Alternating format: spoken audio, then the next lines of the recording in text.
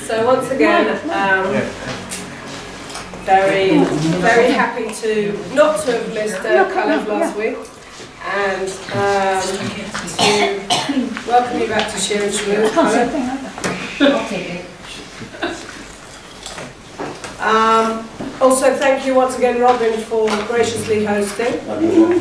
As I think most of you know, within the past 3 months I lost both my stepfather, and on Monday, nearly a week ago, I buried my biological father. So, as you can tell, having a bit of a rough time of it. So, this week we are learning in both their memories.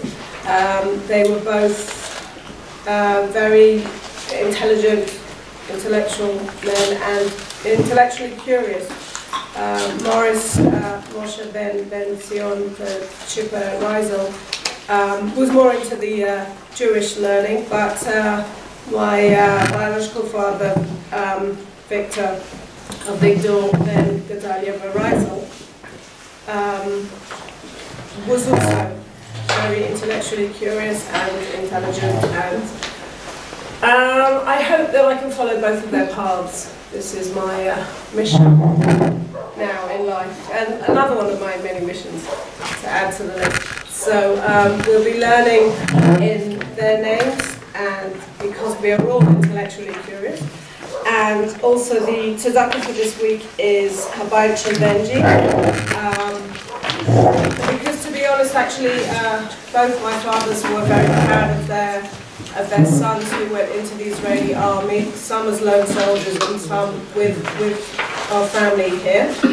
And Bayit Shel Benji is a home for lone soldiers in Ra'anana that was started by the English Olim families of Benji Hillman, Zichron Racha, who was killed in the Second Lebanese War just over 10 years ago. So that's the tzedakah. We've already raised 500 shekels, so it would be lovely if we could double that amount and we could give it in my father's name. Take it away. Great. Thank you, Nadia. Thank you, Robin. Thank you, everyone, for coming. I often get, we normally start Shiur-n-Shmooze a couple of weeks after Sukkot, and I generally give in the first 3 or 4 weeks. And so I'm happy to say, but I am happy to say that this is the first Sunday that I've given in 3 or 4 years where it has not been pouring outside. So it's clearly not good for the entire country, but it is good for me. So I'm happy about that. And Nadia, thank you for continuing to be the driving force behind this, even when you have far better things to be doing. It's, I think it's appreciated by me, and it's appreciated by... Sitting at home and crying. Anyway,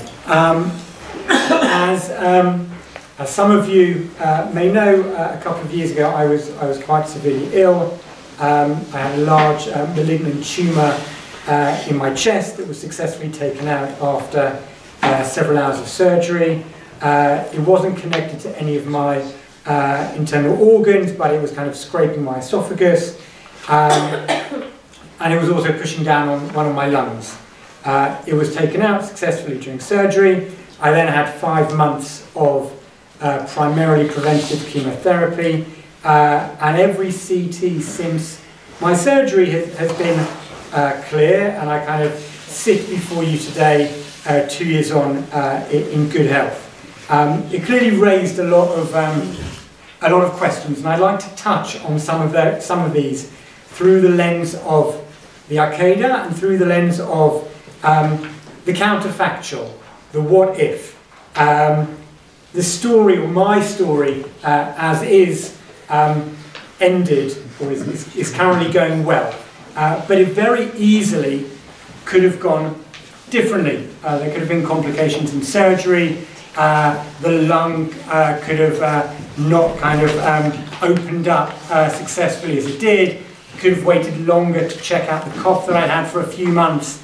The chemo could have not worked, whatever that means. And I think it's kind of interesting when a story ends well, but it easily could have ended differently. It's clearly very different when a story ends badly. That raises its own challenges. But a story ending well, where it could have ended differently, but for very small things, can be quite frightening, can actually be quite terrifying. And through the lens of the Akeida, I'd like us to explore what those questions, what that what if means. That's basically the aim of today. Now there's so many angles to approach the Akeida, and I'm going to throw out some of my favourites, but we're not doing any of those today. So this is a tangent. A lot of people use the Akeida as a foil for the army. David Grossman, in his beautiful book To the Ends of the Land, has a whole phrase about everyone bringing their children to potentially sacrifice them. Yossi Sarid talks about there's many fathers who send their sons to the Akeida and not enough angels that stop them. Elie Wiesel talks about Yitzchak as the first survivor, but it's quite a beautiful angle because he's a survivor who succeeds in laughing. Each generation, in many ways, takes the Akeida as a model for themselves in what they find meaningful. So, for example, during the Crusades, a beforehand little-known Midrash that Yitzchak was actually killed by Avraham and his ashes were laid on the Mizbeach. That always was there, but it wasn't such a mainstream Midrash. During the Crusades, when a lot of people are sacrificing their own children, that then becomes a more mainstream Midrash. So each generation in some ways takes it in a way that they find meaningful. A Reconstructionist rabbi called Sid Nestor has this beautiful Dvar Torah that he writes for Rosh Hashanah, where he basically says that the Akeida shows the importance of our willingness to sacrifice for values that we hold dear. But it doesn't tell us which values those should be. And it doesn't give us a way of working out when it's God speaking to us or whether it's just our own religious fundamentalism telling us to kill or to sacrifice for an ideal. And it also raises the questions, however uncomfortable some or many of us feel with the idea of someone sacrificing because God told them to.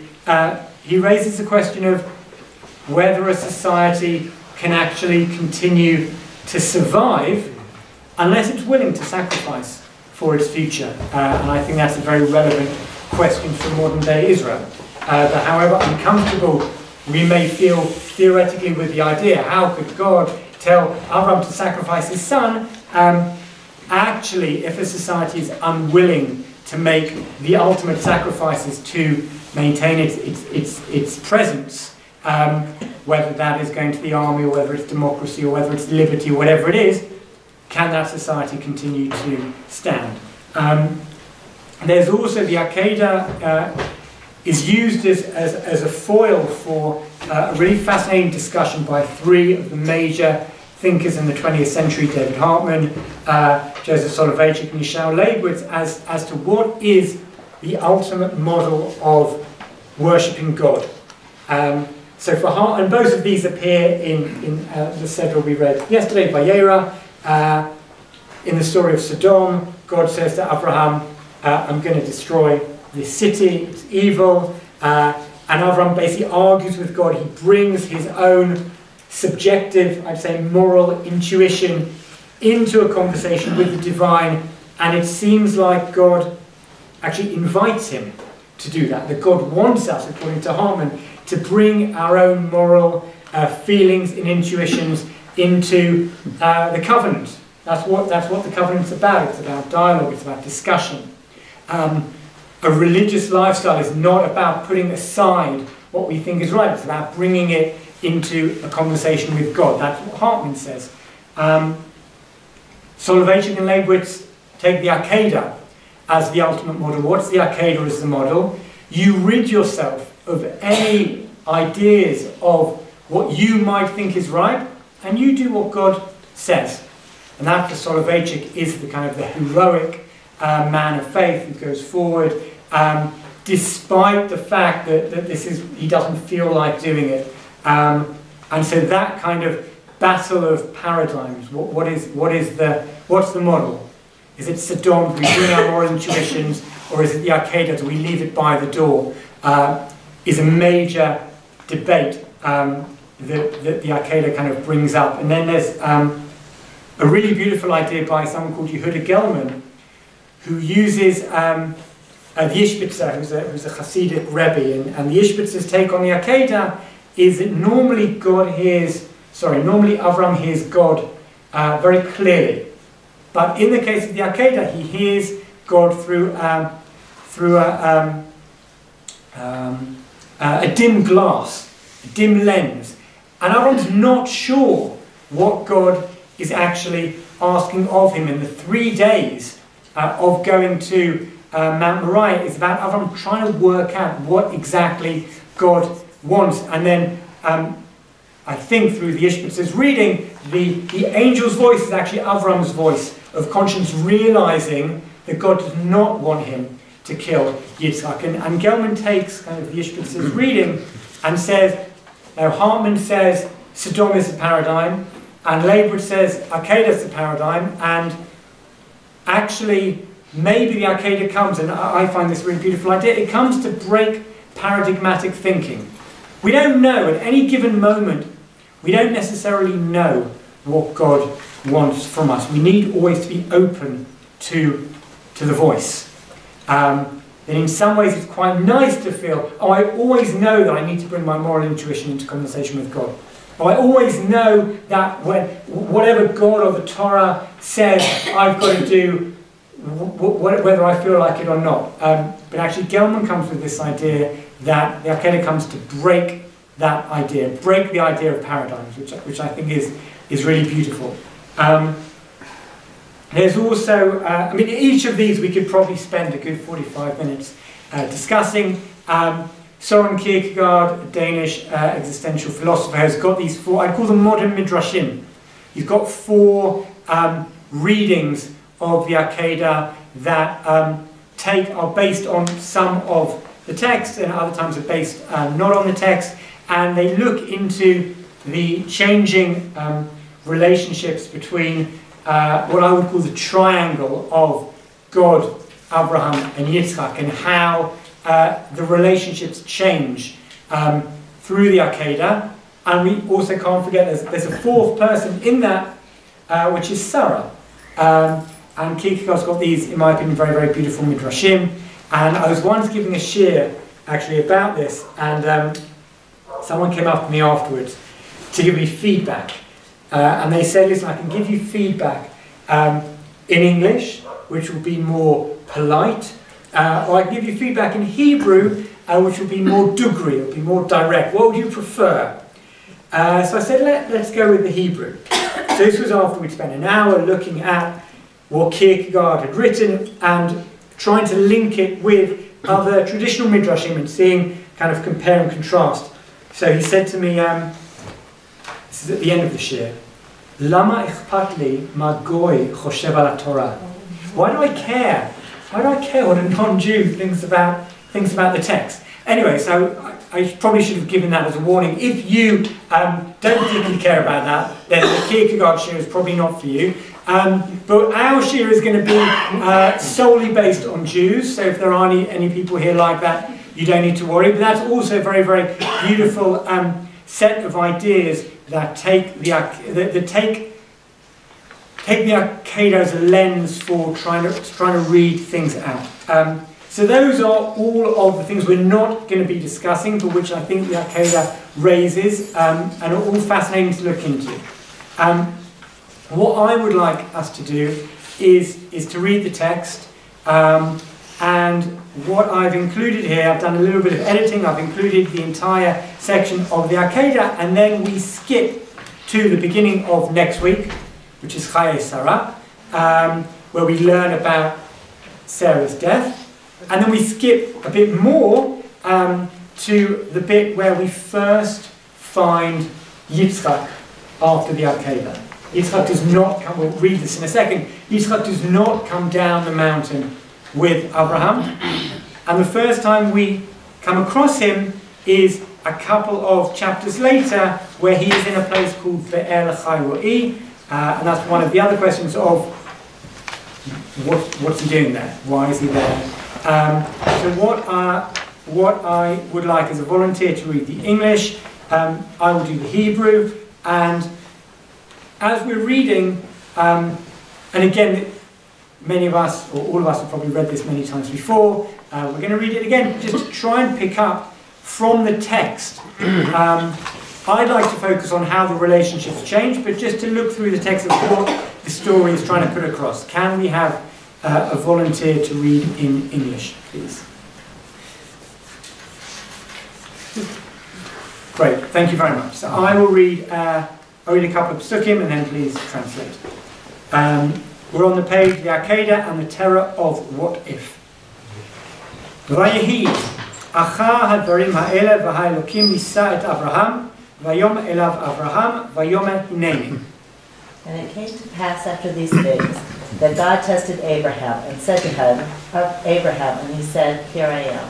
Great, hineni is one of those phrases that kind of means I'm here, whatever you need, I'm willing to do. Leonard Cohen has a recent song where also he brings it in. But what's interesting, what we'll pick up, is there are 3 hinenis in here. And I think one of the things about hineni is you can't fully give yourself over in a hineni way to more than one person. I think either hineni here or hineni there, but you can't do it to more than one.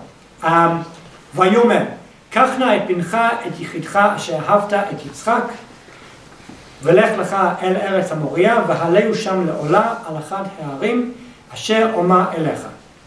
And he said, take your son, your only son, whom you love, Isaac, and go into the land of Moriah, and offer him there for a burnt offering upon one of the mountains which I will tell you. וישכם אברהם בבוקר ויחבוש את חמורו ויקח את 2 נעריו איתו ואת יצחק בנו ויבקע עצי עולה ויקם וילך אל המקום אשר אמר לו האלוהים. And Abraham rose early in the morning and saddled his ass and took 2 of his young men with him and Isaac his son. And he took the wood for the burnt offering and rose up and went to the place of which God had told him. When Leibowitz is talking about this, he talks about the chomriut. He saddles all of the chomriut, all of the physicality, because he's focused solely on going and doing what God says. ביום השלישי, וישא אברהם את עיניו וירא את המקום מרחוק, ויאמר אברהם אל נעריו, שבו לכם פה עם החמור, ואני והנער נלכה עד כה, ונשתחווה ונשובה עליכם. On the 3rd day, Abraham lifted up his eyes and saw the place far off. And Abraham said to his young men, stay here with the ass, and I and the lad will continue, and we will worship and come back to you. Someone will have to remind me, but there's a famous reading on this where Elliot, I assume you'll know. Someone talks, without putting pressure on you, someone that talks about the text being fraught with background. Auerbach, yes. What's his first name? Eric Auerbach. Eric Auerbach has a book called My Mises. Great, thank you very much. Where he talks about Achilles' scar, no? Okay, he's got a book where he talks about the difference between the Torah text and kind of Greek mythology or Homer. And he says that in in Homer's stories, each description is very clear. We even know that Achilles has got a scar somewhere. But the Torah text doesn't have any of this. We don't know what Avraham looked like, we don't know what Yitzchak looked like, we don't know what colour hair or eyes they have. The whole text is what he calls fraught with background. And the Bayom HaShlishi, it was on the 3rd day, I think is a classic example of this, of what's going on? It's been 3 days, they're walking. What are they thinking about? Are they talking? I mean, it's an invitation to the Midrash to bring in ideas, but I think it's kind of the classic example of the Torah invites us, or invites the rabbis in to interpret. Bayom HaShlishi, it was on the 3rd day, it's one of those classic examples of a text that's fraught with background. I promise not to call on other members of the Shiur and ask them difficult questions. Just people I'm confident will know the answer. ויקח אברהם את עצי עולה וישם על יצחק בנו ויקח בידו את האש ואת המאכלת וילכו שניהם יחדיו. And Abraham took the wood of the burnt offering and laid it on Isaac his son. And he took in his hand the fire and the knife, and they went both of them together. ויאמר יצחק אל אברהם אביו, ויאמר אבי, ויאמר הנני בני, ויאמר הנה האש והעצים, ואיה השה לעולה. ויאמר אברהם, אלוהים יראה לו השה לעולה בני, וילכו שניהם יחדיו. And Isaac spoke to Abraham his father and said, My father. And he said, Here am I, my son. And he said, Behold the fire and the wood, but where is the lamb for a burnt offering? And Abraham said, God will provide himself a lamb for a burnt offering, my son. And so they went both of them together. Midrash here talks about what's the difference between the two phrases, so the first one is they're just going. The second one is where Yitzchak has understood what the aim of the whole expedition is, and they still ויבואו אל המקום אשר אמר לו האלוהים, ויבן שם אברהם את המזבח, ויערוך את העצים, ויעקוד את יצחק בנו, וישם אותו על המזבח ממעל לעצים, וישלח אברהם את ידו, ויקח את המאכלת, לשחוט את בנו. And they came to the place which God had told him of, and Abraham built the altar there, and laid the wood in order, and bound Isaac his son, and laid him on the altar upon the wood. And Abraham stretched forth his hand and took the knife to slay his son. So I've lost the place. It's a very tense thing. Yud Daled. Yud Aleph, sorry. Almost skipped the most important bit. Vayikra elav malach Adonai min hashamayim vayomer Avraham Avraham vayomer hineni vayomer al tishlach yadcha el anar va'al ta'as lo me'uma ki ata yadati ki yireh Elohim ata v'lo chasachta et bincha et yichidecha mimeni. And the angel of the Lord called unto him out of heaven and said, Abraham, Abraham. And he said, Here am I. And he said, Lay not your hand upon the lad, neither do anything unto him. For now I know that you are a God-fearing man, seeing you have not withheld your son, your only son, from me. וישא אברהם את עיניו וירא והנה איל, אחר נאחז בסבך בקרניו. וילך אברהם ויקח את האיל ויעלהו לעולה תחת בנו. And Abraham lifted up his eyes and looked, and behold behind him a ram caught in the thicket by his horns. And Abraham went and took the ram and offered him up for a burnt offering instead of his son. Yehuda Amichai has got a couple of lovely poems on this, and one of the things he says is called, I think it's called the hero of the Akeida. Who's the hero of the Akeida? The ram. Everyone else goes home. Maybe some go home happily, maybe some go home less happily. Yeah. But the hero is the ram. Reluctant hero. Sorry? Reluctant hero. Reluctant hero, yes, yes. The other thing that's interesting is the Midrashim that talk about Yitzchak potentially being actually sacrificed. There are these Midrashim that says that Avraham killed Yitzchak and then he gets brought back to life and he says,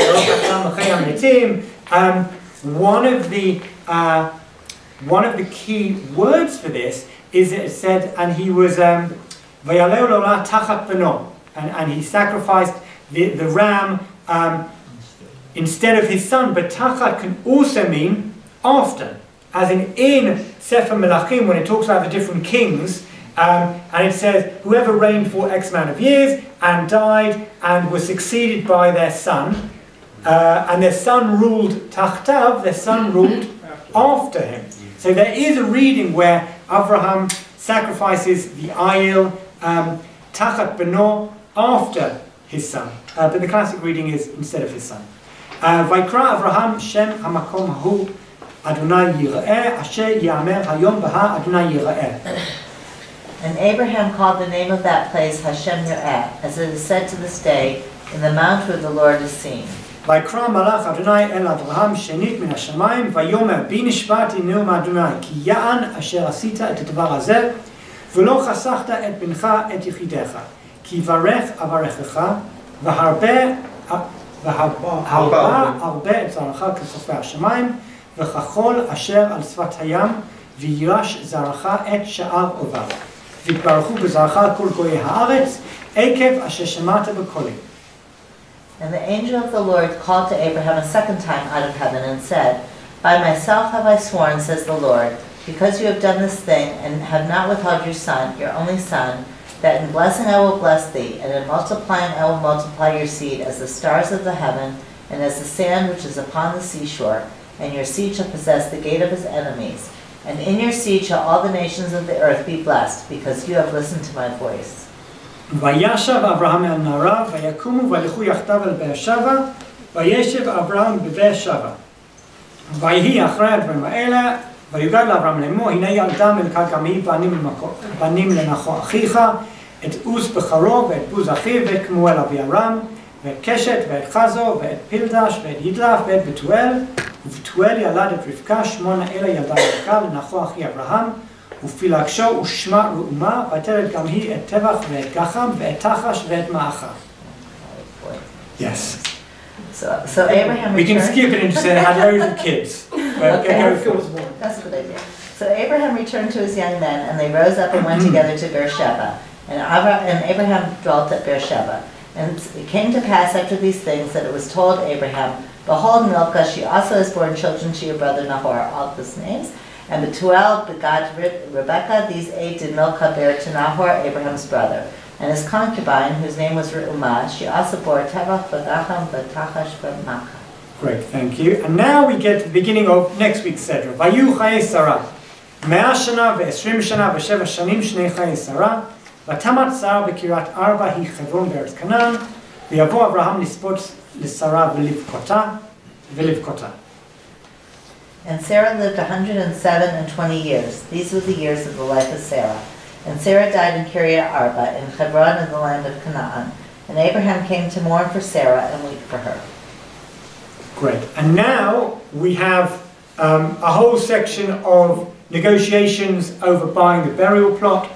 We then have Avraham instructing his servant to go and find a partner for Yitzchak. We then have the servant going and having this whole conversation and relaying the original conversation that Avraham had with him.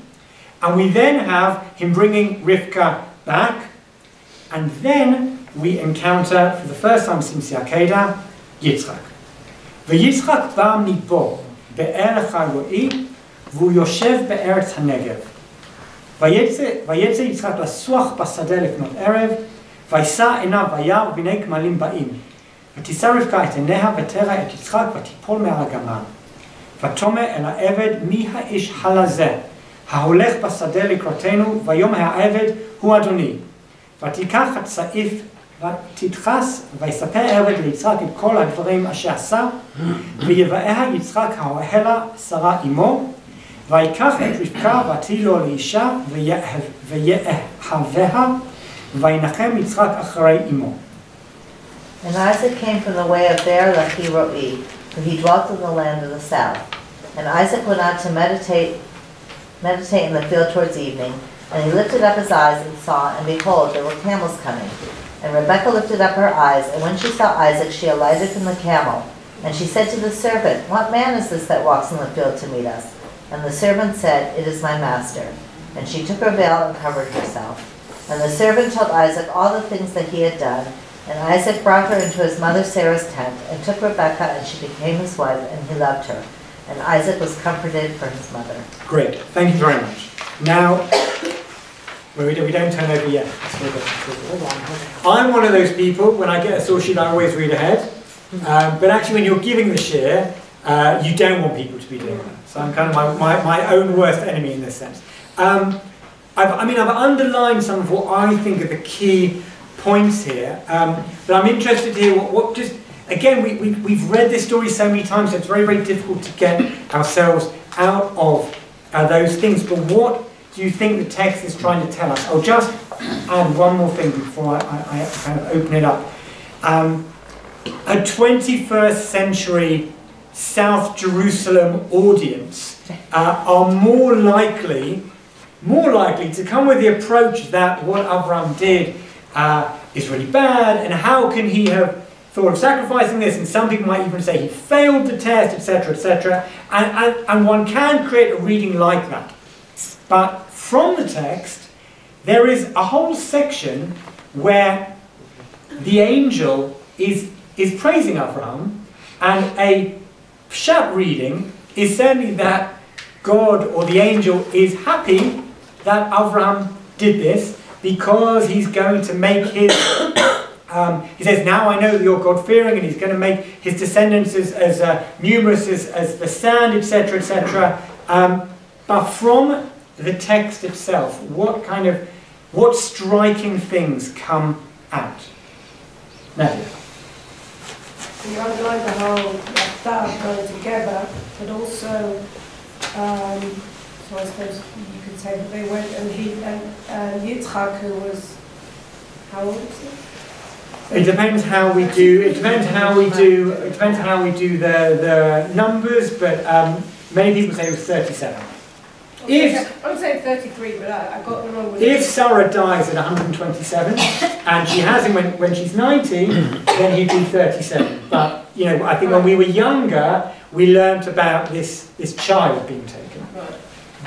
So one of the questions would be, well, if they went yachad and he didn't fight and he didn't query and he just went with his dad. My question is nothing like that, but it keeps on saying, at least twice, if not 3 times, your son, your only son, the one you love, and he had another son. How did he? Okay, fine. So the fact that he said the one you love, and my question is, it wasn't his only son. What does it say in the Quran? Does anybody know? It says that he's Shmuel. They still have So Rashi's reading on why does it say bin chayim shahavta? Because he says take your son, and Avraham says, well, I've got 2, and then he says, well, take your only one. And he says, well, they're both only. One's only from this mother, one's only from that mother. He says, well, the one you love. And Avraham says, well, I love both of them. And he says, et Yitzchak, take Yitzchak. So that's kind of the thing. But it would be interesting to know what it says in the Quran. Right. Yes. Well, you didn't underline this, but it could easily still be important. Right. I think important. So we have the Vayisa Avram et Einav. Yes. The Yar. Then we also have The Yitzchak doesn't say. we also have we have 3. We have 3. We have Yitzchak Yisat Einav, and then we have Vatisar Rivka et Einav. And also before this, we have when the Malachim. Yes, absolutely. So how I understand that is that that they're not lifting their eyes on their own. Their eyes are being lifted. It's not clear that they are actually looking up, but it's somehow that God is very present and He's part of the lifting. And so what they're seeing is not just what meets the eye. So that they're seeing something on a higher dimension, on a deeper dimension, something of divine order. And it, for sure, on the way to the Akeida, Vayisa Avram et Einav, and he saw the place where he's about to sacrifice his son. It's like, and when he saw the Malachim also, it's like he's not. It was God in Malachim, and then whatever he saw in Rivka, and whatever Rivka saw in him. Right. Very nice. That parallel is. Yes. I don't know if it's going off in the wrong direction, but every time I learn the Akeida, I always think, he's been told, he's going to make a great nation, and then he's told he's got to go and kill his son, and well. His wife had Yitzchak and very old. He's going to sacrifice his son and kill him, and what's going to happen to this great nation? And he never questions that this promise that he's been made, now go and kill your son. And where's this great nation going to be coming from? So we've got the 3 days of silence in the text. And they were not on Facebook. They were not on Facebook, no. Or you couldn't get the location, or they couldn't do the thing on the phone to check where on earth they are. We've got the 3 days of silence that the Midrash adds with kind of Satan coming and in some ways acting, in some ways as Avram's conscience and saying, where are you going? Why are you doing this? You're an idiot, you're crazy. And later, we read this on Rosh Hashanah as well. So there's Rosh Hashanah readings where Avraham says, I could have turned around, yesterday you told me through Yitzchak will be your seed, today you're telling me lift him up and not and I could have argued and I held my peace, I think the Ishbitzer's reading is, it would have been easy for Avraham just to say, that's not God. I know what God told me that Yitzchak's going to be, I'm going to have descendants through Yitzchak. So I can ignore this. But actually the bigger challenge is to work out. We've got these two contrasting promises. We need to live in that tension of working out what exactly God wants. I'll just, I think, for me, the things that stand out,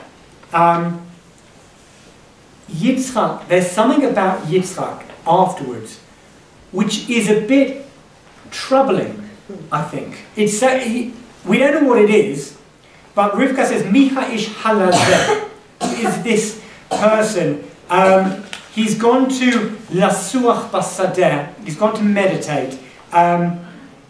This is kind of, this gets me often when I read it, how upset must Yitzchak have been after his mother passed away, that all of this time, it's only when he brings Rivka into the tent that it says, so what was going on before then? What was going through his head? That only then does he have some sort of nechama. The other thing about Yitzchak, which... time was that? Sorry? How much time passed? I don't know. I don't know. I don't think the text is clear. As in, what would have to have happened? Avraham comes back, he buries Sarah, then we don't know. He sends the servant off, the servant comes back. Could be a couple of months, could be a couple of years. I don't think we know. The other thing that's interesting is that he's in Be'el Chai. Who else is in Be'el? Who's based in Be'el Chai? Does anyone remember? Hagar and Yishmael. So I'd say the classic reading, or I think Rashi talks about this, that Yitzchak goes to bring Hagar, in brackets Keturah, who's Avram's next wife, back to Avraham, which is a very selfless, beautiful thing to do. But I think there's this other reading of, where does Yitzchak go? Well, he's just had this quite crisis moment with his father. Who else might be able to understand him? Well, Yishmael has had his own Akeida. He's been sent away with his mother by Avraham. So I think there's a reading that makes a lot of sense, pshat-wise, that Yitzchak goes to Be'er Haroi because that's where Yishmael is, and Yishmael gets it. Yishmael's maybe the only person who gets it. So one thing is about Yitzchak, there's something about Yitzchak that is interesting or is troubling. The other thing I want to touch on are the underlined sections. Hineni appears 3 times. It's to God. Avraham gives himself to God, but then he gives himself to Yitzchak, but then he gives himself to God. He's torn. He's torn between wanting to completely give himself over to 2 entities. But you can't give yourself over completely to 2 entities. That's the tension that Avraham has. Great, they're going together. Now they know what's happening, and they're still going together. But then, Vayashav Avram el Narav. Avram returns alone. And then, really to rub it in, who does he Vaylechu Yachdav with? He goes with the other. He doesn't go with Yitzchak. They know after the Akeida, they are not anymore leching Yachdav. Something has broken. And there's been Cha Yichidcha Asher Ahavta before the Akeida, and after the Akeida, it's just Et Bincha Et Yichidecha. Something breaks after the Akeida. Now again, there's an alternative reading. We could say that Avraham fails. But what if? No. What if Avraham is supposed to, certainly to go through the process, but maybe doing the thing that you're supposed to do, it still ends in destroyed relationships. And in fact, all of the protagonists in here have their relationships with one another destroyed. God and Avraham don't speak again. Avraham and Yitzchak don't speak again. Neither Avraham nor Yitzchak ever have a conversation with Sarah again because she dies. So everything is broken. Whether it was the right thing or the wrong thing, everything is broken afterwards. And I would argue that that the text, through the wording, that's the message. There's certain phrases that are before that are not again. And so whether it was the right thing or not, and I think that's an interesting discussion, for me it's more interesting that even when you do the right thing, there can still be very, very painful consequences. Now, Sarah dies at the beginning of next week's Sedra, and I think it's obvious why the rabbis would connect it with the Akeida, because it happens almost immediately after. So if we turn on to page 2, why does she die? Rashi's got a very, I'd almost say it's a Peshat reading, it's a simple, obvious reading. V'nismacha mitat Sarah l'Akedat Yitzchak. Her death is placed next to the story of Akedat Yitzchak. לפי שעל ידי בשורות העקדה שנזדמן בנה לשחיטה וכמעט שלא נשחט, פרחה נשמתה ממנה ומתה. Because of the result of the news of the Akedah, that her son had been made ready for a sacrifice and had almost been sacrificed, her soul flew away from her and she died. What's interesting is literally, וכמעט שלא נשחט, he was almost not sacrificed. It's the Lashon Seginahol, it's not Zionist name. It's not a? It's the Lashon Seginahol. They say the opposite because it's not like nice to say Kimat. Yeah, no, exactly. No, exactly. But it's because what we're going to be touching on is this kind of what if. And I think there's a kind of touch on here that almost wasn't anyway. Now, there's 3 midrashim that are similar but have slight differences, and I'd like us to read those now. And what I'd like us to try and think about is what are the similarities and what are the differences between the Midrashim. They are all based on this idea that Sarah gets news of the Akedah and dies.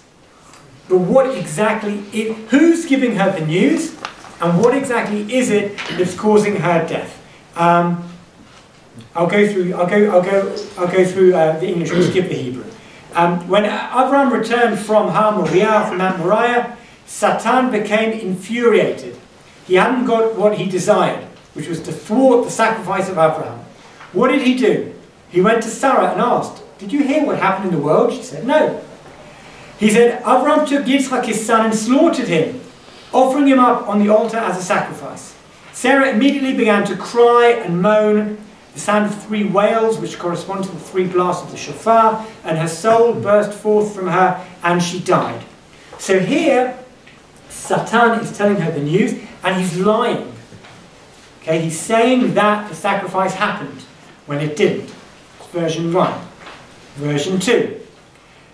Yitzchak said, "Father, don't tell mother about this, when she's standing over a pit or a rooftop, for she might throw herself down and be killed." I think Yitzchak is already aware that however this story ends, there is a very fragile person that you've got to tell the story in a sensitive way, otherwise an even greater tragedy could happen. The first Jewish mother right there. He's already worried about his mother, absolutely, absolutely. Kill herself for some reason. Tell mother that first I became a doctor, at least, and then, as Avraham was about to kill his son, a heavenly voice called out, "Al tishlach etcha la'nar," lay not your hand against the lad.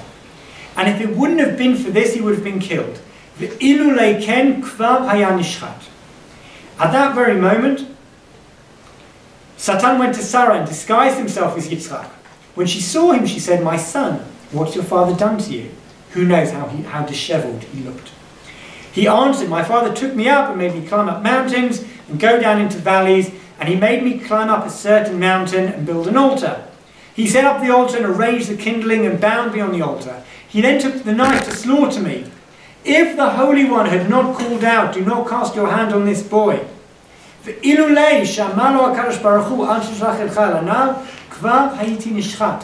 I would have been slaughtered." He did not complete his sentence when Sarah's soul had already gone from her.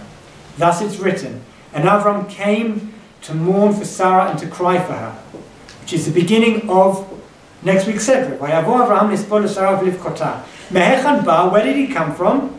Miha Moriah. Came from Mount Moriah. So here, again, we have Satan dressing up, whatever that means, as Yitzchak, and telling a pretty accurate version that at the last moment, as Avraham is about to kill Yitzchak, a voice, a bat call, a voice from heaven, and an angel calls out, Al tishlach et chalana. If it would not have been for that voice, he would have been killed. Version number 3. Avraham took Yitzchak his son and led him up mountains and down hills. He took him up on one of the mountains, built an altar, arranged the wood, prepared the altar, and took the knife to slay him. Had not the angel from heaven called him, Isaac would already have been slain. There's proof for this. Is so. For Isaac returned to his mother, and she said to him, "Where have you been, my son?" So this time, this is it's interesting. Avraham and Yitzchak don't return together. And the next time we see Yitzchak, he's in Be'er Achai Ro'i. But according to this reading, Yitzchak goes back home. I guess he gets there before Avraham. He's there standing, and he's clearly survived because he's there standing. It's not Satan, it's Yitzchak. She says, "Where have you been, my son?" He said to her, "My father took me and led me up mountains and down hills. Alas," she said, "for the son of a hapless woman. Had it not been for the angel, you would now have been slain?" "Yes," he said to her. And then she dies. So what are the differences? What are the similarities and what are the differences between the versions? And why does Sarah die?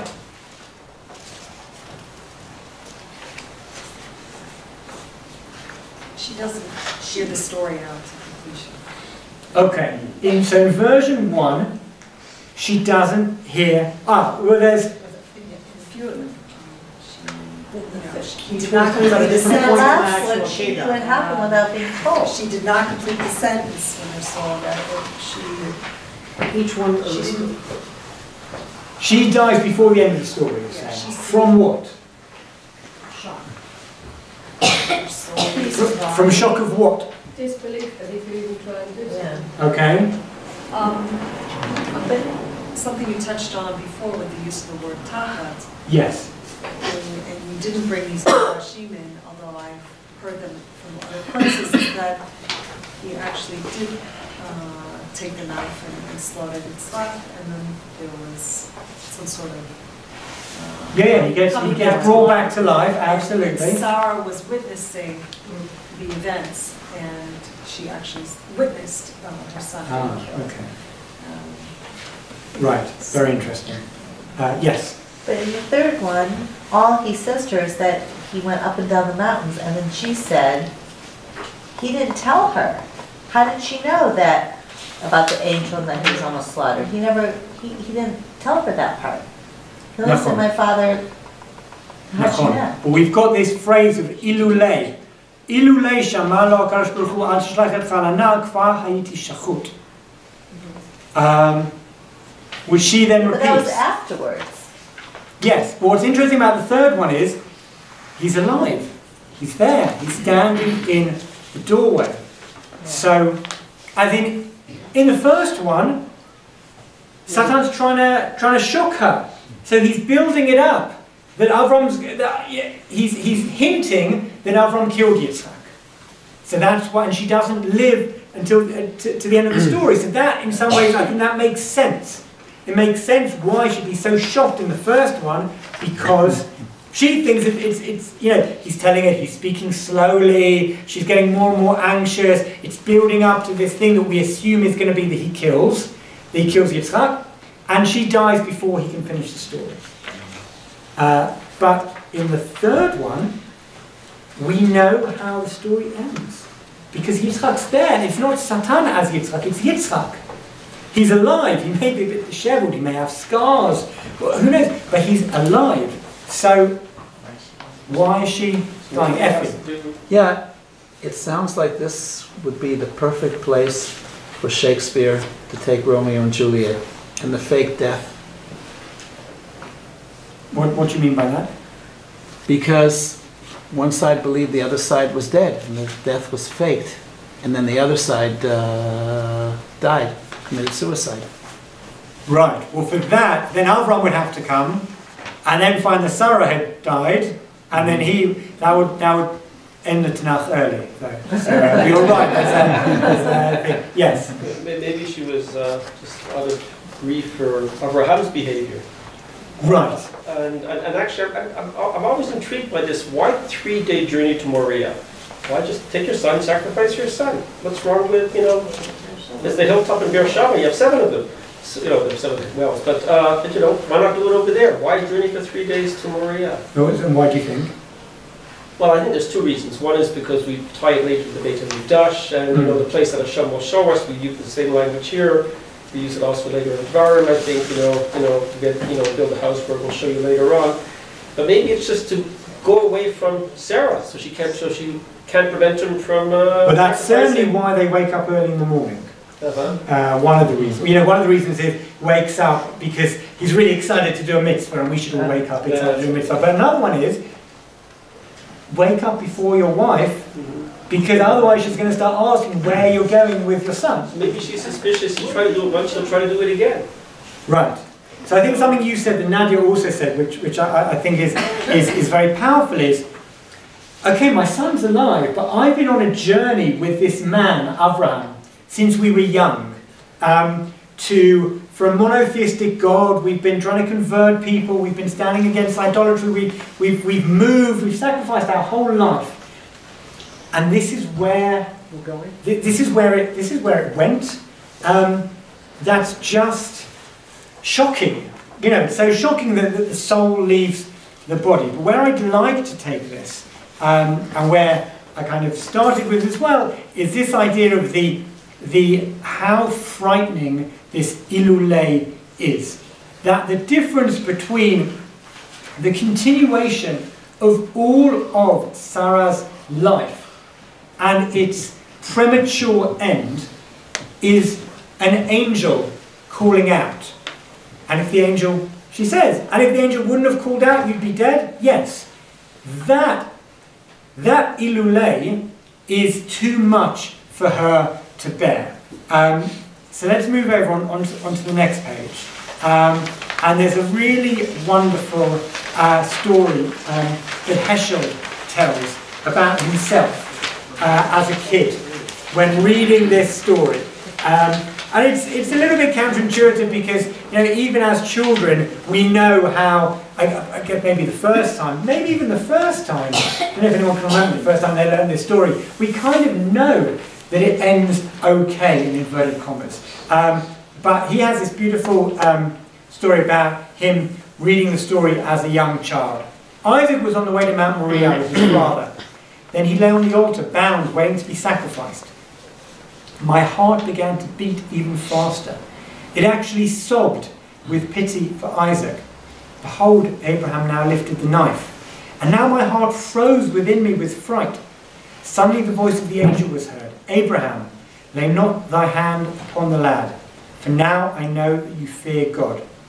And here I broke out in tears and wept aloud. Why are you crying? Asked the rabbi. You know that Isaac was not killed. And I said to him, still weeping, but Rabbi, supposing the angel had come a second too late. The rabbi comforted me and calmed me by telling me that an angel cannot come late. And then Heschel moves to his later self, adult self. An angel cannot come too late, my friends.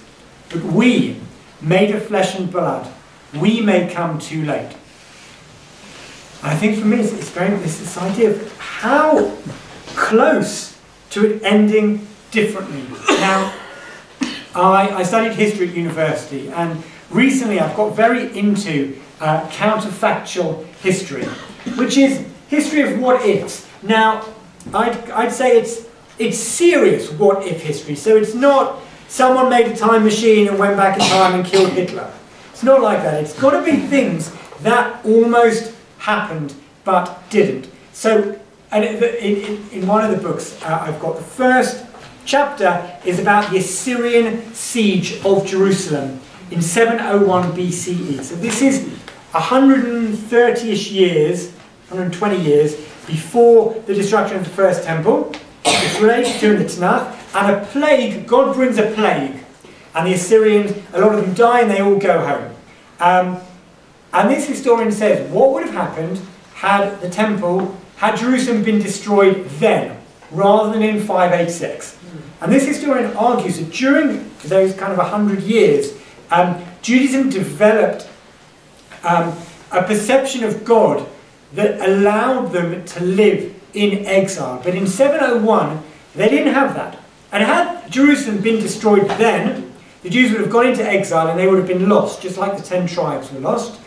Judaism would not have continued, and Christianity also, in theory, would not have been created. So you think, okay, well that's pretty significant. There's other crazy ones.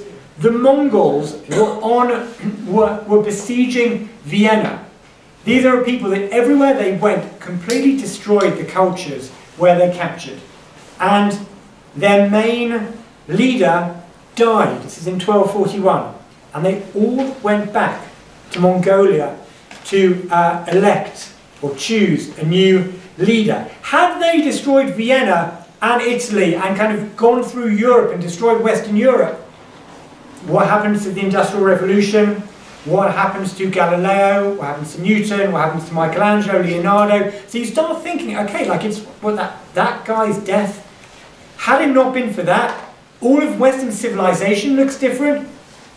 Had Hitler focused on the Middle East oil fields rather than the Russian oil fields, Second World War also could have looked different. Now there's other historians who say that ultimately the Americans would have got the bomb first. So regardless of, even whether Hitler invades and beats Russia or whatever it is, the West still win the Second World War. There is that argument. But if Hitler goes through the Middle East, or if Rommel wins in North Africa and goes into mandatory Palestine, the life of the Yishuv also looks very different. So I think one of my challenges is, what do we do with that feeling? Now, if one believes in providence, great, that works to a certain extent. We might believe in personal providence, or you might believe in national providence. That works quite well. All of those what-if stories I told you, it ends well. But there's other what-if stories that actually end pretty badly. One of the chapters in this book talks about Lenin and the Russian Revolution. And actually the amount of times where it almost doesn't happen, or the things that could have easily happened to stop the Russian Revolution. So you start thinking, okay, well, I mean, tens if not hundreds of millions of people died just on a what if. What do I do with that feeling of the gap? The gap between, if not for this, something terrible could have happened. And I think people that believe in providence have certain challenges, and people that don't believe in providence have other challenges. Whatever you believe, it's a very frightening thought. And on this, I'd like to bring in two sources, different sources from Aviva Zornberg, who ties in this terrifying understanding with Sarah's death and the Midrashim that we read. On the face of it, Sarah dies because of lo hispik, because she can't endure to the end of the story. As in, Satan is telling her, slowly, slowly building up to what the story is, and she just can't take it anymore and she dies. But before Satan can furnish the redemptive denouement, he's destroyed artfully, which is what two people said here, precisely Sarah's vision of her husband and her life's mission. This is the guy I was married to for so long, that I toiled with to create this religion. This is what he's done. That's been destroyed. Suddenly the voice of the and not just the religion, what about the fact that they waited so long for... Absolutely, and this is what he could, he was prepared to do this. Satan's tale is told as subversion. The ending is almost irrelevant for Isaac. Satan's tale is told as subversion. The ending is almost irrelevant. For Isaac, this is in the third story, for Isaac stands before her as a ruined Isaac who can only elicit horrified questions from her. What has your father done to you? The ironic force of the Midrash, then, lies not so much in the lo hispik, That's on camera as well. I've been waiting to get that for a long, long time. What if I wouldn't have got it? Is only in the law he speak, as in the ilulei, the remorseful fatality that is interrupted almost arbitrarily.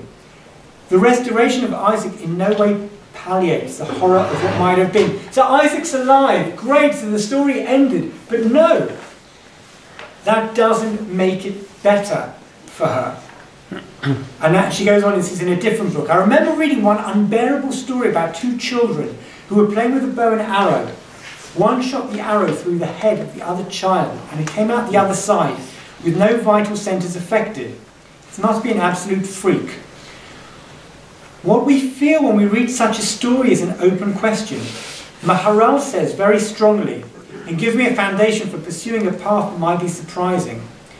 The reaction of this is a sense of theological vertigo, of asking, what does anything mean in that case? If it's really just a matter of a millimetre, it could go this way, it could go that way. How do we understand God's providence? How do we understand anything in view of such events? Rashi, is interpreted by the Maharal, indicates that Sarah dies of something like this. She does not die thinking that Isaac is dead. She knows he's alive, but only by a hair's breadth. And that immediately sets everything awry. There's something radical to her sense of order and coherence in the world. This to me is a very, very powerful idea. What do we do with that feeling that it could easily have gone differently? Okay, he's alive. Great. But all it was an angel, a bat kol, a millimetre. Heschel says, angels aren't late, but flesh and blood are. But I think some of us feel sometimes angels are also late.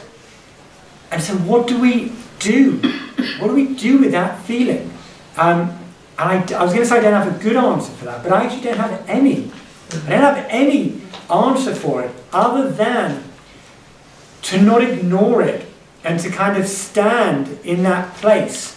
I think whether we believe in national providence, whether we believe in personal providence, or whether we don't believe in it, whether it's just the way that history works, the way the world works, olam k'minhago noheg, I think we can find sources for both of those approaches in the text. But it's terrifying. It's so terrifying that Sarah just can't, her soul just flies out from her. And so I don't kind of want to end the shiur with a question rather than an answer. But what we did is to look at the Akeida, throwing in a whole bunch of things. Is it about paradigms? Is it about kind of modern relevance and the army? And what does it mean about values and our willingness to sacrifice for values, and can we live without being willing to sacrifice for values? And what the text actually says, and again I think there's arguments here and there for what Avraham should have done, but I think what the text for me comes out very, very clearly is the relationship between the four protagonists gets broken beyond repair after whatever happens. And no one's really the same. Avraham's not the same, Yitzchak's not the same, God doesn't have the same relationship with them as afterwards, whatever it is. And then to look into what is it that Sarah dies from, and I think there's a classic understanding of, she dies because Satan tricks her, he makes her think that her son is dead, and she can't cope. But a much more frightening approach, I think, is she knows that he's alive, because he's standing there. And yes, one of the reasons she dies because she realises that this is what my husband was prepared to do and I can't deal with it. But another one is, it worked out, the story ended okay. It very, very easily could have ended differently. And I think for people who live in a world where flesh and blood and angels can and often are late, that is a really terrifying thought. that I'm not sure what to do with, but I wanted to share it with you to potentially terrify all of you as well. Do with that what you will. And I'm happy for people to question and comment and yes. Well, I think that if we look at what the story is telling us in terms of the word hineni, which repeats itself throughout the story, hineni is showing it's a surrendering. So from Avram's perspective, there is no what if.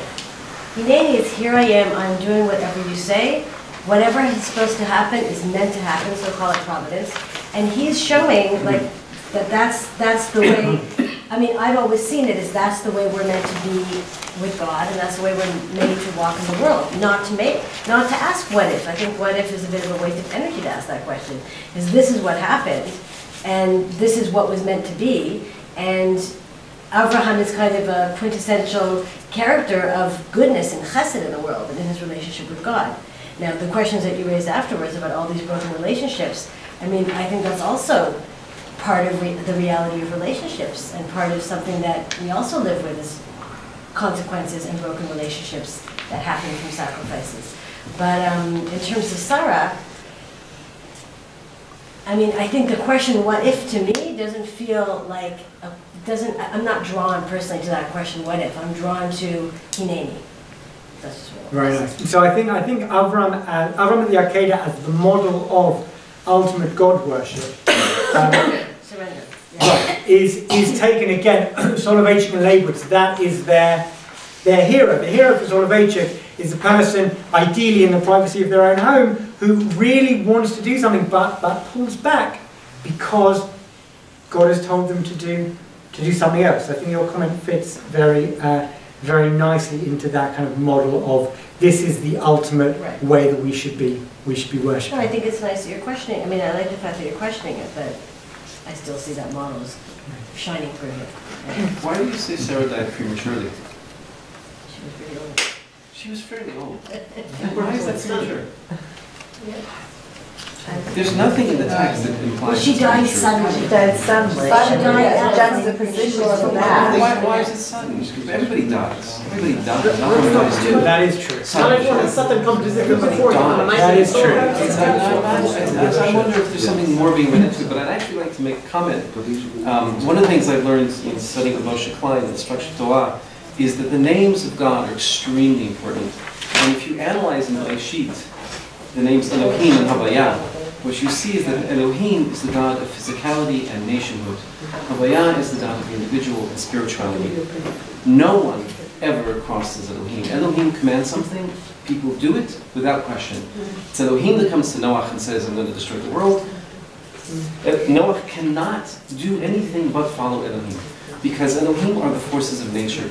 You can't argue with gravity. It just is. You follow it. It's Elohim that comes to Avraham and says, sacrifice your son. It's Elohim that tells Avraham, listen to your wife and send away Hagar. He cannot argue. But it's Havayah that comes and says, I'm going to destroy stone. And it's the Malach of Havayah that stops him actually here. Well, that was what I wanted to bring out. I'm not sure what to make of that, but that's very interesting. So it's what's important is that Avraham understands who's talking to him. It's not two gods. Like a coin has heads and tails. It's one coin, right? A dollar coin is still a dollar, even though it has two sides. One side is the physical side, the side of existence, the four dimensions that we live in. The other side is the spiritual side, the higher dimension. They're both the same God, but they manifest in different ways. When physicality comes to you, when Elohim comes to you, you do it. When Havayah comes to you, you can argue, because it's a personal God. The trick, what we don't know today, is which one's talking. That's what they do. Or when it's not God, your imagination. Yes, but in the biblical text, absolutely. that doesn't Very happen. nice. In the biblical text, they know who's speaking, Right. and they know how to respond, and they respond accordingly. And that's why Avraham passes the test, because he listens to Elohim, and he does what he's told. Very nice. You wanted to... No, it just always strikes me that God, it's so much that Avraham and God are in dialogue even about this. Hineni and go and do this, and then at the very end, you would think God would be the one that would come out and say stop. It's a Malach Hashem. And I can't think of them now. I've heard different answers to that, but never anything satisfying. So much so that I don't remember that even. I mean, some of them wanted to argue that Avraham failed the test, and I think for this year I'm kind of more ambivalent on that point.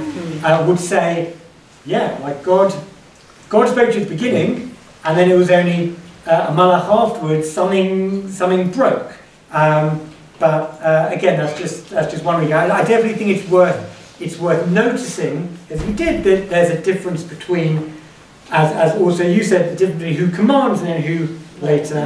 But I've heard something about God can't go back on his word. He commanded him, so he could have uncommanded him, so he sent an angel to do it. But that's very unsatisfying, I believe. Can I just... Anyway, yes, one last comment and then there was something that you mentioned about Yishmael not being in the picture, which was his son. And there's quite a few commentaries that say when he's referring to the Na'arav that are with him, that he took Yishmael with him, and he took Elazar with him as well. And when they went traveling, because they, since on the third day, Avraham ra'at makom rachok, and those two didn't. And because they did not, that's when he separated and knew it was Yitzchak. That's one explanation. That he wasn't sure himself. He didn't feel confident. What is it? Because it doesn't actually say in the beginning. If you look at it, it says, "V'yomer kach es minchat yichidcha asher hafta et Yitzchak," right? "V'lech lecha eretz hamoria." Comma. There's a psik there. Right. Va'oleu sham. You go up there. Psik. And then you'll make an olah. It doesn't say you will sacrifice Yitzchak on an altar. So there is place for an explanation that he did take all three of them because he did not feel 100% confident. But he named Yitzchak. He said Yitzchak, but it doesn't say to bring Yitzchak as a sacrifice. No, look at the Torah. Yeah, so one of the Midrashim talks about that Avraham says, well, what do you mean? You told me to take him up? He said, yeah, God said, I told you to take him up. I didn't say you'd make a take him up and now take him down. Right. So there is place for the discussion that Yishmael was brought actually as well with the whole entourage when they went out in the morning and the chamao and the chafatzim and the eitzim and the knives and everything else. And up to a certain point, the minute that those two didn't see what Avraham and Yitzchak saw as in makom, right?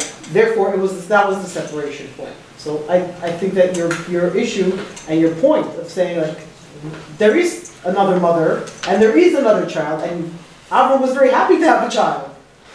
He was. It's true, and it was very hard for him to separate out Ishmael.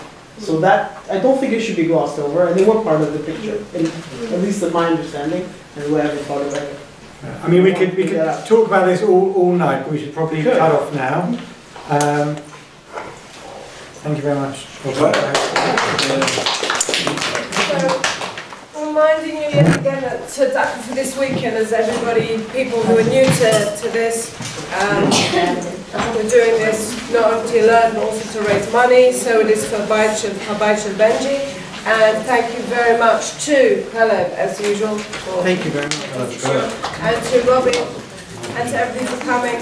And there we have a Shabbat Tov. Calev, you do know the critical